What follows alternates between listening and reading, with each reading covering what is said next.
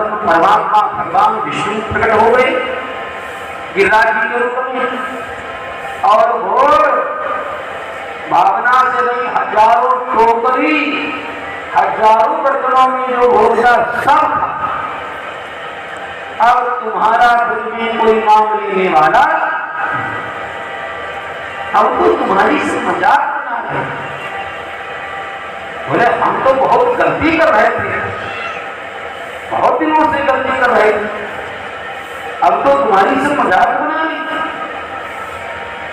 ऐसा कह करके नारद जी चले आई। देवराज इंद्र कामात् क्रोधो विजायते, कामना के बाद क्रोध पैदा ही होता।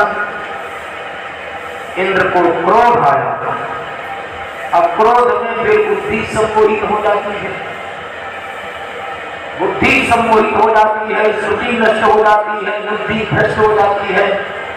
अब बुद्धि भ्रष्ट हो गई, फिर व्यक्ति कौन क्या है सब भूल जाता है, किसी के प्रति कुछ भी करने लगता। कहा क्रोधात् भवति सम्मोहः, सम्मोहात् स्मृति विभ्रमः, स्मृति भ्रंशात् बुद्धिनाशो, बुद्धिनाशात् प्रणश्यति। इसलिए क्रोध के इतने कस में मत हो जाओ, क्रोध को इतना अपने ऊपर हावी मत होने दो कि क्रोध बुद्धि ही नष्ट कर दे। क्रोध करना है वो भी एक कला है, कितनी मात्रा में, कितनी की आवश्यकता है बस। लेकिन क्रोध जब बेकंट्रोल हो जाता है, और बेकंट्रोल जब क्रोध होगा तो सम्मोह होगा, स्मृति नष्ट होगी, बुद्धि नष्ट हो जाएगी। और जब बुद्धि नष्ट हो जाती है तो क्रोध में पागल व्यक्ति मां बाप गुरुजन बड़े किसी के लिए कुछ भी कर सकता है, वो व्यक्ति फिर राक्षस हो जाता है। अच्छे से अच्छा व्यक्ति भी राक्षस हो जाता है, दुष्ट हो जाता है, और बुरे से बुरा भयानक से भयानक कार्य कर बैठता है। इसलिए क्रोध को बेकंट्रोल मत होने दो। जीवन में काम क्रोध लोभ ये शत्रु भी हैं, ये विनाशकारी भी हैं। यदि सीमा पार कर जाए और नहीं तो ये बड़े गजब के उपहार हैं परमात्मा के द्वारा या परमात्मा की माया के द्वारा दिए गए। ये बड़े उपहार है, बड़ी इज्जत है। जीवन में सदुपयोग किया जाए तो काम भी उपहार है, सदुपयोग किया जाए तो क्रोध भी उपहार है, और सदुपयोग किया जाए तो लोभ भी उपहार है। तीनों से कल्याण की सृष्टि होती है। लेकिन यदि बेकंट्रोल हो जाए काम क्रोध लोभ तो फिर व्यक्ति मनुष्य नहीं रहता है, राक्षस हो जाता है, भूत हो जाएगा, प्रेत हो जाएगा, अंधा हो जाएगा, भ्रष्ट हो जाएगा, पतित हो जाएगा, नारकी हो जाएगा। इसलिए देवर्षि इंद्र देवराज इंद्र को ऐसा क्रोध आया, ऐसा क्रोध आया कि भगवान विष्णु को गालियां देने लगे।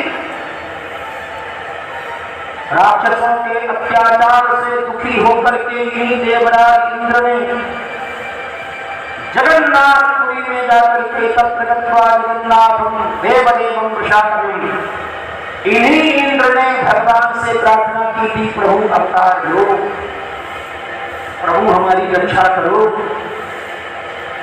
जब भगवान मां देवकी के गर्भ में आए तो यही इंद्र ब्रह्मा जी और शंकर जी के साथ आकर के गर्भवासी भगवान की स्तुति करते हैं। सत्यव्रतम सत्यवरम त्रिसत्यम सत्यस्य योनिं निहितं सत्ये सत्यस्य सत्याव्रत सत्यनेत्रम सत्यात्मकं तां शरणं प्रपन्नाः। देखिए स्तुति करते। जब भगवान अवतार लेकर के गोकुल में आए तो गोकुल में भगवान गोकुल में देश छिपा करके भगवान के नंद महोत्सव में शामिल होने आए। भगवान ने पूतना का वध किया तो पुष्पों की वर्षा इंद्र कर रहे हैं। भगवान ने तृणावर्त का वध किया, वृतासुर का वध किया, घासुर का वध किया, तो ये सब पुष्पों की बरसात करते जय जयकार करते हैं। कोई ऐसा नहीं कि ये इंद्र भगवान से परिचित नहीं है, इंद्र भगवान को जानते नहीं है, भगवान की धर्मता से, भगवान के प्रभाव से, भगवान के ऐश्वर्य से खूब परिचित हैं। लेकिन जब क्रोध आया, अब क्रोध बेकंट्रोल हो गया, तो इंद्र की इतनी बुद्धि भ्रष्ट हो गई, इंद्र भगवान उन्हीं भगवान कृष्ण को गाली देने लगे। शिक्षा है कि नहीं? हम जानते हैं कि हमारे हमसे बड़े हैं, हम हमारे ऊंचे हैं, हमको किसके साथ क्या व्यवहार करना चाहिए, लेकिन क्रोध में पागल व्यक्ति कुछ भी कर सकता है। इसलिए क्रोध को एक सीमा में जितनी आवश्यकता है उतने की आवश्यकता है, जरूरी है। सृष्टि संचालन के लिए मर्यादित काम भी चाहिए और जीवन यात्रा का संचालन करने के लिए व्यक्ति में मर्यादित लाभ भी चाहिए और सामाजिक व्यवस्था को कंट्रोल में करने के लिए, पारिवारिक व्यवस्था को कंट्रोल में करने के लिए, किसी संस्था को कंट्रोल में करने के लिए, व्यवस्था चलाने के लिए व्यक्ति को सीमित क्रोध की भी आवश्यकता है, क्रोध की भी आवश्यकता है। लेकिन इंद्र के इस कार्य से हमको शिक्षा लेनी चाहिए। इंद्र भगवान को गाली दे रहे हैं। अहो श्रीमद्महात्म्यम् अनन्तविजयौकशाम्, अहो श्रीमद्महात्म्यम्। वाह! इन भिखमंगों को, इन दरिद्रों को कभी रोटी नहीं मिली, आज इन प्रवासियों को रोटी मिलने लगी, थोड़ा खान पान की सुविधा हो गई, ये पागल हो गए, उद्यत हो गए, उन्मत्त हो गए और इतने उन्मत्त हो गए इन्होंने मुझे देवराज इंद्र की अवहेलना की। मुझे देवराज का इन्होंने अपमान किया। वातालम वालिशम आज्ञम पंडितमानम कृष्णम मर्तमुपाश्रित्य कृतम में देवहेलनम। भगवान कृष्ण को छांट छांट करके गालियां दे रहे हैं। वाताल, वो मूर्ख, वो अज्ञानी जो अपने को बहुत होशियार मानता है, पंडित मानता है, उस मूर्ख, उस धूर्त, उस नादान, उस गंवार बालक के कहने से, कृष्ण के कहने से, जो एक मनुष्य का लड़का है, उस मनुष्य के लड़के कृष्ण के कहने से दुष्टों ने मेरा अपमान किया। गाली देकर के ही नहीं रहे,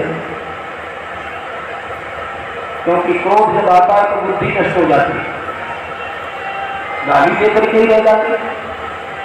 इन ब्रजवासियों का विनाश करना है, इनको सजा देनी है। सामर्थक मेघों से कहा जाओ वृक्ष को डुबा दो, डूब जाए। मेघों से कहा सरकार से गर्जना करना, सबके कानों के पर्दे फट जाए। बिजलियों से कहा ऐसी चमकना, सब अंधे हो जाए। ऐसी बरसात हो कि ब्रज में कोई गोप, कोई गोपी, कोई बूढ़ा, जवान, बालक, बालिका, गायें, बछड़े, बछियां, कोई भी जीव जंतु बचने न पाए। आप एक और कह रहा है, देवराज इंद्र जो देवता, गायों को मार डालो, बच्चियों को मार डालो, बछड़ों को मार डालो, बालकों को, बालिकाओं को, बच्चों को। कब देवता राक्षस हो जाए कुछ नहीं कहा जाए। इसलिए कहा अपने को संभाल करके रखो, सावधानी घटी दुर्घटना घटी।